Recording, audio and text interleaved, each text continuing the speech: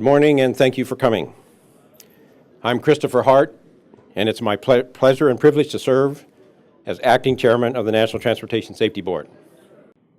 Once again this year, too many of us returned from the holidays to a workplace missing a colleague, or our children may have returned to a classroom with an empty desk because someone had driven impaired, or because a text message or a phone call or some other distraction had taken a driver's mind off the road. At the NTSB, we want to make new strides in transportation safety in 2015, and we want to lay the groundwork for years ahead that are even safer. As we know, safety is not a destination, but a never-ending journey, and no matter how safe transportation becomes, there will always be room for improvement. Our most wanted list constitutes the steps that we want to see taken today as corridors to a safer future. That includes not only technology, but action by legislators, by operators, and by regulators working together, and it includes everyday people like you and me putting safety first. The most wanted list covers all modes of transportation. You'll notice that many of these improvements are similar to items on our 2014 list. Distraction and impairment in transportation are both on the list again this year. On our highways, for example, according to the National Highway Traffic Safety Administration, about 1 in 10 drivers in fatal crashes in 2012 were distracted. In almost a third of fatal crashes, a driver was impaired by alcohol, and we are only beginning to understand the contribution of impairment by other drugs. It's critical that we continue focus on these issues. Because we all share the road with commercial trucks that can cause enormous damage in the event of a crash, we've added strengthened commercial trucking safety. And because pilots must follow procedures every day, every flight, in order to ensure the safety of the traveling public, we have added strengthened procedural compliance. The most wanted list is our roadmap for 2015. We hope that it will also be a roadmap for policymakers as well as legislators. It's grounded in the accident investigations by which the NTSB learned safety lessons and in the recommendations that are the NTSB's primary safety product. These are safety improvements for which the time is ripe for action. To your second question about impairment, the question was, do we have any more information about impairment by drugs, especially now that 2 states, including my own home state of Colorado, have legalized it? Do we have any more information on that? And I will defer on that question to Member Mwl.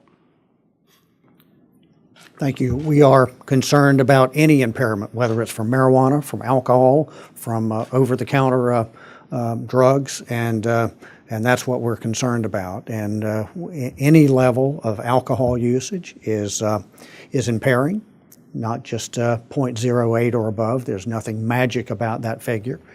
Any number is impairing, and so we've asked states to lower the legal impairment, the legal limit for driving while impaired to 0.05. Regarding whether or not states who've legalized marijuana, that is something that remains to be seen, but we're keeping our eyes on that. Thank you. Are we focusing on just PEDs, or is it a broader issue of electronic devices in general? And it's any distraction. It's we've called for, we would like to see laws that are prohibiting cell phone usage or any wireless device, not just handheld, but hands-free as well. We know that there's a cognitive distraction. We want visible enforcement of these laws.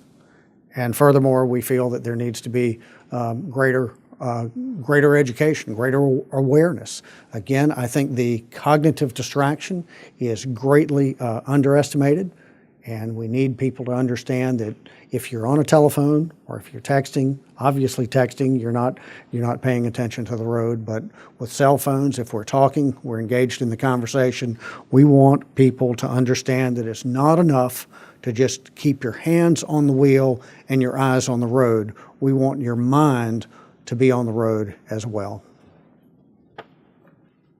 So we have distraction on the list, not because it's an abstract issue, because we know that drivers have been distracted ever since people have been driving. I can remember many times, wow, look at that 55 Thunderbird. I mean, that's a distraction.